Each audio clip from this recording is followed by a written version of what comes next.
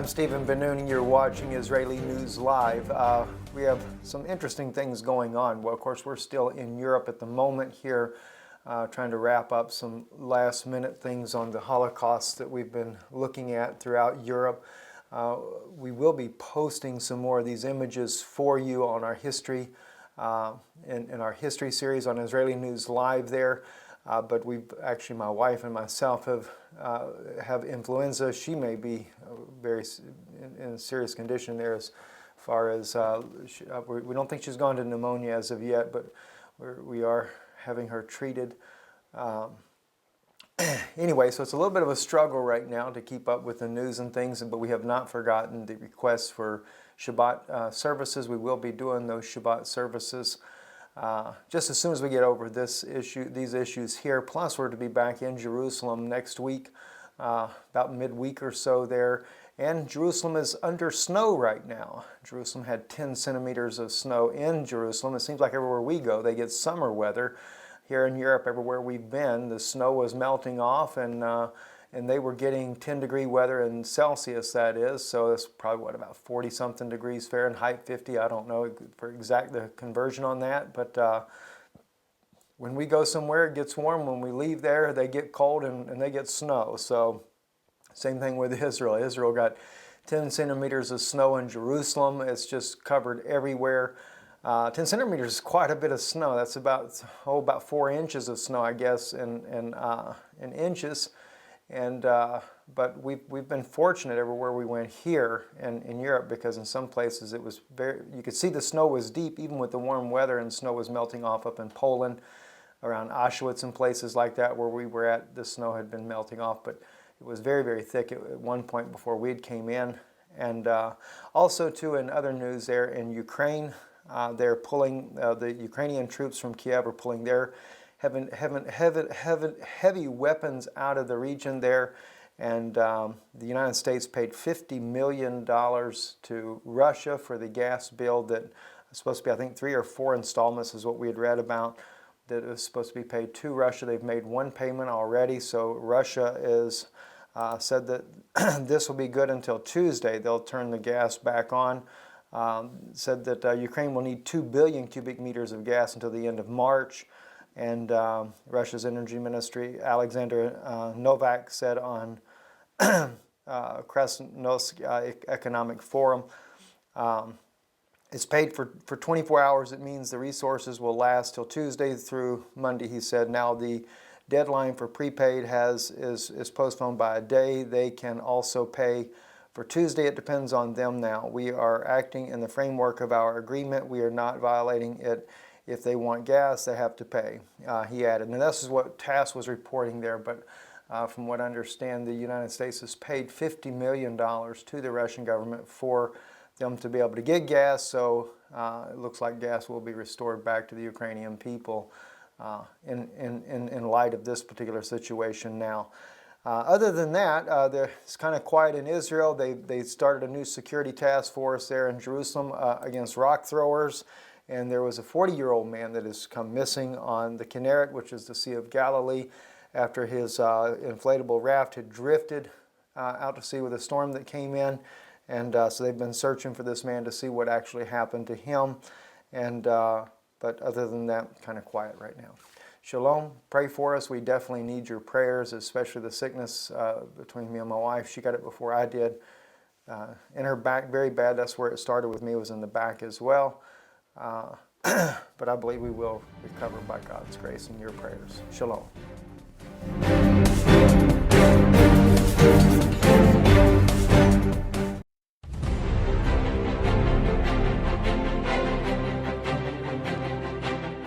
Erev Tov Chavrim, I'm Stephen Ben-Nun. You're watching Israeli News Live. It is breaking news. Israel National News is reporting an article today about a decision by the United States Supreme Court that is agreeing with President Barack Obama about Jerusalem not being part of Israel. That is a major news that is coming out. I want to share this article with you. We have been reporting now for some time that they are internationalizing Jerusalem. Jerusalem is not going to be part of Israel. I have showed you, and again, right here, you can see for yourself pictures of a border crossing being made on Highway 1 coming up through the mountains there from Tel Aviv Ben Gurion Airport up into Jerusalem. We have clearly stated on Israeli News Live here that it is being internationalized, the city. They are going to take it away from the Jews. The Jewish people, let me say this to my Jewish friends in Israel. Your city is being taken from you. It is obvious the lines have already been drawn. This is not anything new. This is something that is old. You're just seeing the formalities played out. This is one reason why you see the huge train rail also, which you can see the photos of this here, which you guys have known that they've been building a transit rail, bringing a train up into Jerusalem. It's got two different tracks going in and out of the city there. But the checkpoints, the very checkpoints, these tunnel things are not going under a mountain, as you can clearly see in the photos. This checkpoint is being constructed so that you are going to have to use a passport to enter into Jerusalem. Jerusalem is not going to be a part of Israel. This has been decided on. The Vatican has pushed it. Shimon Peres pushed it with the Vatican because the Vatican wanted this to start with. It wasn't that Israel wanted it. The Vatican wanted it. This is why certain families that were pushing for power back in 1948, it was a plot from the very beginning. This is why Britain also was part of the plot when Israel was being formed as a nation, why they limited the number of new immigrants that could come in annually, because why? They had to have certain families in power, families that were Jewish families that were loyal to Rome in order to do the infrastructure of the country itself. Once the Jews came in after the Holocaust, they came in faster, some illegally, but they finally got in, they became citizens, and of course it slowed the process down for Rome. Rome didn't get a hold of Jerusalem as fast as they wanted. But since the accord back in 1993, when Shimon Peres, then prime minister, began to work out the Oslo Accords, and it was really all about the Vatican and Israel working out an agreement in order for the Vatican to get control of Jerusalem. It is happening. We can see the official word happening right now. You think that we've been kidding about this. Maybe some people have not taken it seriously. It seems like we were the only news agency that has actually done it. You don't hear about it by CNN. Fox doesn't have the guts to report it. Newsmax, none of them have the guts to report that Jerusalem has been divided away from the Israelis already. You don't build a checkpoint and then divide the land afterwards. You build a checkpoint based on the fact you've already have divided the land. And I'm sorry for my Jewish brothers and sisters. Micah chapter 4 says, you will go out of the city and you will dwell in the fields. And unfortunately, that's exactly going to happen. Let me read to you the article that came out. It was shared with me by a friend of ours on Facebook because we're on a small little vacation right now, trying to recuperate some after the conference with Pastor Begley and his wife, and blessing that was. Anyway, it says here on U.S. Supreme Court backs Obama on Jerusalem passport. The U.S. Supreme Court Monday sided with U.S. President Barack Obama and criticized Congress for overstepping its bounds when it tried to press Obama to have Menachem Benjamin Zvatsky passport list Jerusalem, Israel as his place of birth. In a case, Israel regarding the city's status as Israel's capital, by a 6-3 majority, the Supreme Court struck down a law from 2002 which requires the U.S. State Department to recognize Jerusalem as part of Israel. This was reported originally by National Journal. Both the administrations of Obama and George W.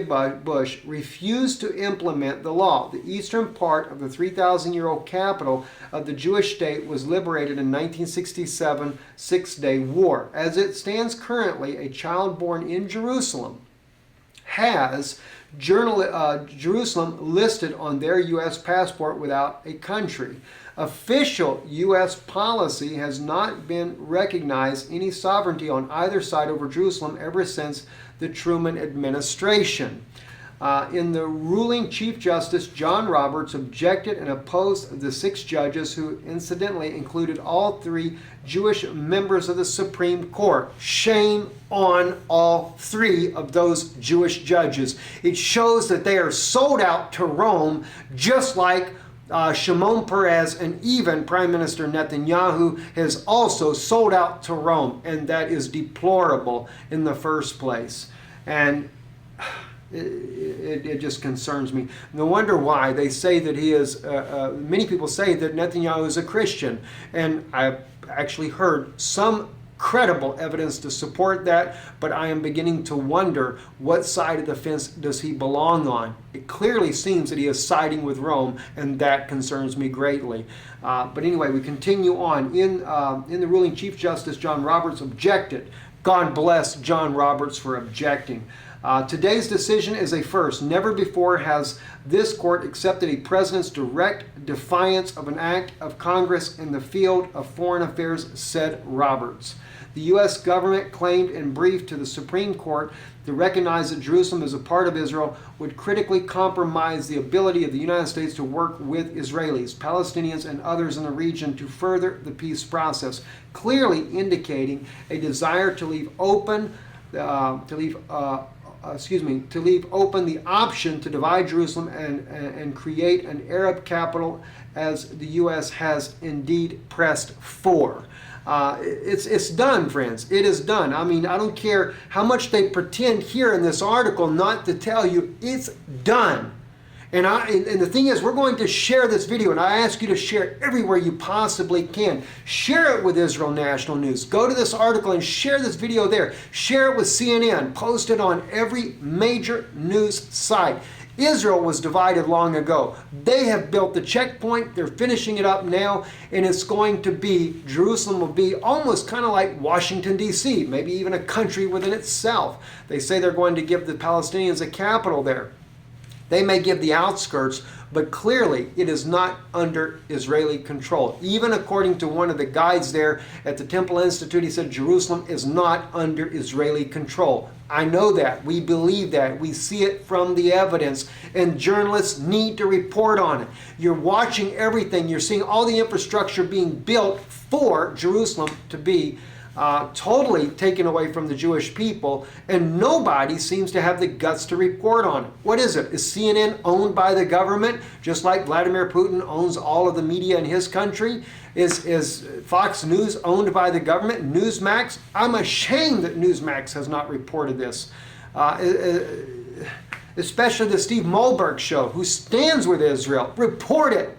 Mr. Moberg, stand up for Israel and report. They have divided the land. They're not telling the people, and it is deplorable. It is a biblical insult to God Himself, a slap in the face of God Himself, to allow the Pope of Rome to come there and first defile the tomb of David by allowing the Pope of Rome to have communion not only in the upper room, which I could probably live with that, because that is a Christian site there. But the fact that they go into the tomb of David and throw the Jews out forcibly and have a communion in the tomb of David. Of course, Israel, the government there, gave an official seat to the Pope of Rome at the tomb of David back when Pope Benedict was there as well, which only goes to show that what? They have an official seat there declaring then that the Pope of Rome is the King of Israel, because it's at David's tomb. That would be the King of Israel. But in this case, it represents that he's a dead